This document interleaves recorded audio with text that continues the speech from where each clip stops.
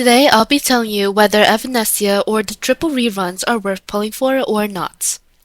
Honestly, this is an actual question that needs answering, unlike my previous poll videos, because I haven't really formed a solid opinion on her before now. But before that, let me introduce you to today's sponsor, Enjoy GM, the best platform to top up any in-game currency for the games you play. Today, I'll be showcasing how to use Enjoy GM. All you need is your UID and server region. No passwords or logins needed. Be sure to use the link in the description to register, as you'll be able to get an 8% off coupon that works site-wide and also another first purchase coupon for some popular gacha games. After your first order, you'll even unlock member-exclusive discounts, which means you'll get everything at an even cheaper rate, without losing any in-game perks like first top-up bonuses.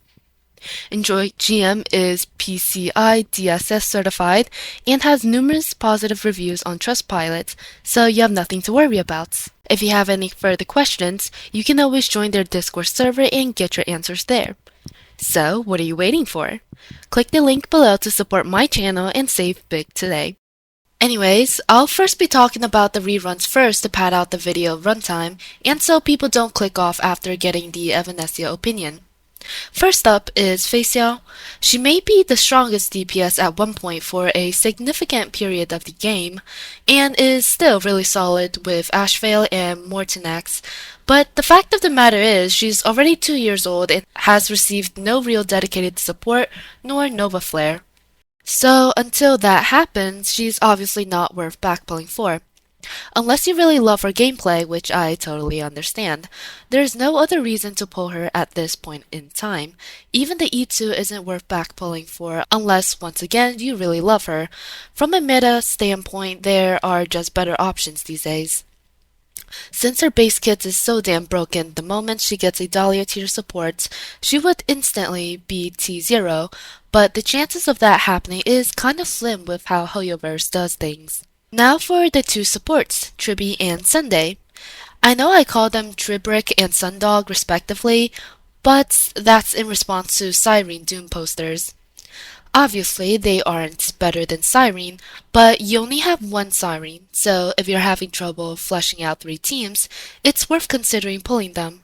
Tribby more so than Sunday due to her actually helping with the memo split strategy I keep talking about. About Sunday, nothing really changed with him since my last video on him 3 months ago. His pull value is as low, if not lower than back then, with more universal supports on the way, and his Noah Flare being stolen by Welts. No clue why they kept rerunning him despite not changing anything about his pull value, but it is what it is, I guess. Last up, we got Evanescia, the main star of the show. This character's pull value totally depends on whether you're playing like a normal person, or if you're going straight for max rem vertical for plights and memo splitting in other game modes. I'll be giving an opinion for normal players because the other party of investors already made up their minds. Now for those who want to pull 3 teams. She's 100% worth pulling for as of this moment because she's literally Silverwolf, but better in every single way imaginable, and every single game mode imaginable. As you might have known from the beta, she's literally the best low-cost zero cycler in the game right now in pretty much every encounter, which is kinda crazy. She's basically the Anaxa of 4.x, except without having a sub-DPS kit. I know low costing isn't really how we evaluate characters holistically anymore, because there are many other aspects now, but the fact that she's the best at this is something to note because being the best at something is always a good sign. Unless you're being Giga Shield to the next level and cannot replicate that performance anywhere else, like Silverwolf, that kind of scenario is the only exception. At high cost, she doesn't really fall off either. Unlike most Elation DPS who struggles with stuff like Zero AV, Evanescia can actually Zero AV both halves of APOC right now, while Silverwolf cannot do shit on the second half. This is why I think she's supposed to be the main push of Elation before political changes due to her being the only one without the clear weakness of Silverwolf.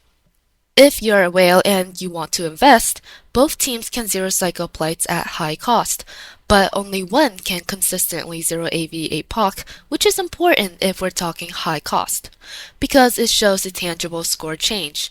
4,000 is much higher than 3,900, for example. So people who say Silver Wolf is better even if they use high cost is kinda delusional, honestly. Honestly, if Evanescia was the main push, there could have been a small chance of Mono Ren being matched or surpassed by Elation, but alas that didn't happen. So yeah, blame politics if you love Elation. The only flaw of Evanescia I can foresee is the fact that Silverwolf might get another tailored unit that Evanescia cannot use.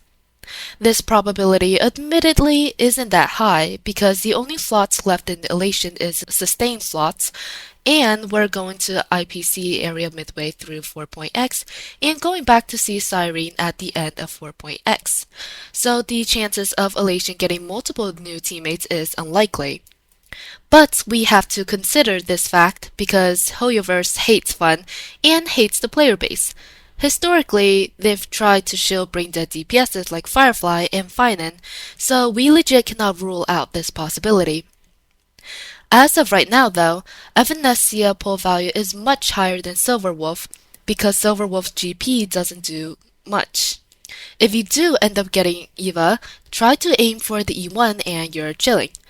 Not much miscellaneous reasons, as I'm not really into her design. I might still pull her because I do need a third team. We'll see. That's all for today, and I'll see you in the next one.